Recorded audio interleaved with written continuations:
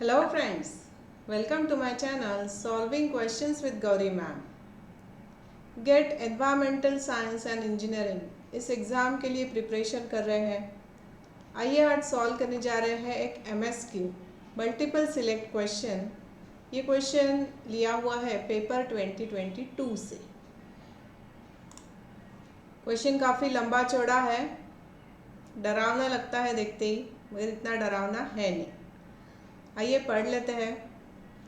Carbon cycle, nitrogen cycle and phosphorus cycle play important role in the ecosystems. ठीक है। Which of the following statement या statements is are not correct about the phosphorus cycle? अब पते की बात तो इस स्टेटमेंट में ही है। क्वेश्चन असल में यही है, ये बस कहानी बनाने के लिए लिखा गया है, राइट? तो ऑप्शन देखो क्या है अभी। Shortage of phosphorus can be a limiting factor in many ecosystems. However, its excess can stimulate eutrophication. Second option है देखो, organic phosphates exist in various rock and soil minerals. Option C is like carbon cycle. Phosphorus also has a gaseous phase and can move into far away ecosystems. And option D says human interventions like application of phosphorus fertilizers cause much phosphorus to get into the ocean. ठीक है, चार ही options हमने पढ़ लिए। अब इसमें से कुछ कीवर्ड्स की कंसेप्ट्स है जिसके ऊपर हमने ध्यान देना है ताकि हम आंसर तक पहुंच पाए। वो क्या है कंसेप्ट्स? तो ये तीन चीज़ें हैं देखो। एक तो हमें पहले पता होना चाहिए गैशियस साइकिल कौन सी है और सेडिमेंट्री साइकिल्स कौन सी है। यहाँ पर गैशियस साइकिल्स है nitrogen, oxygen, carbon and water. Sedimentary cycles के एग्जाम्पल आते हैं आयरन, कैल्शियम एंड फॉस्फोरस। तो ध्यान रखने वाली बात है फॉस्फोरस इज सेडिमेंट्री साइकिल। ठीक है, यहाँ तक बात।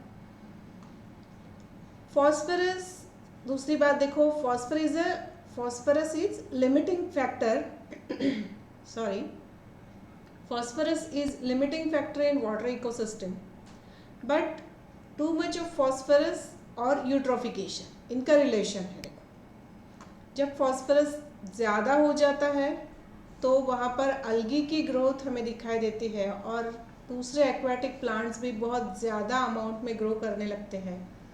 This leads to algal Bloom.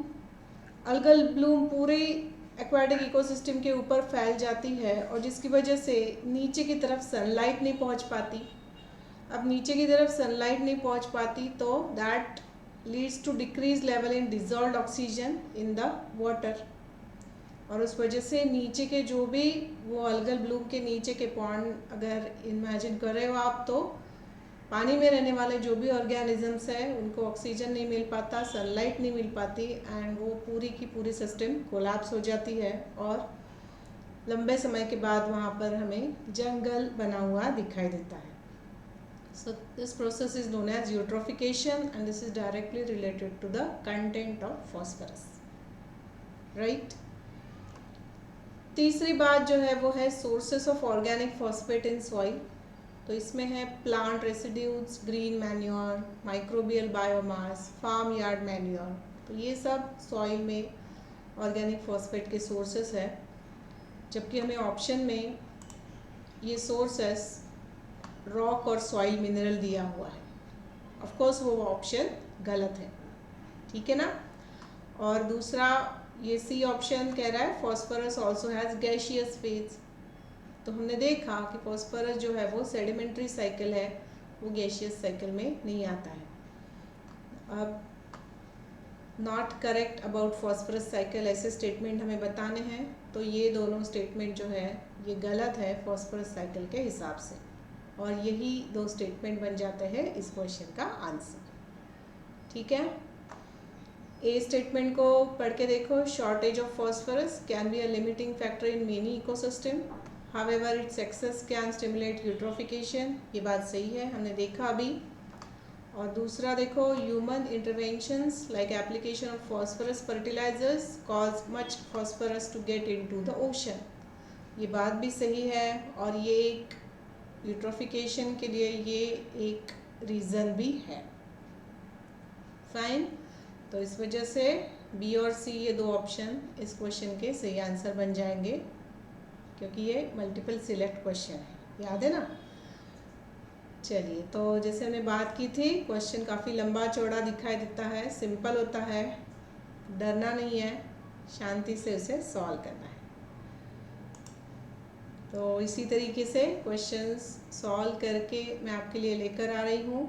Already मेरे चैनल पर इस एग्ज़ाम से रिलेटेड बहुत सारे क्वेश्चंस सॉल्व है, आप वो ज़रूर देखिए। और आपको भी कोई क्वेरी हो, कोई डाउट हो, किसी टॉपिक पर वीडियो चाहिए, तो आप मुझे जीमेल भी कर सकते हो और कमेंट सेक्शन के थ्रू भी कांटेक्ट कर सकते हो। All the best, thanks for watching.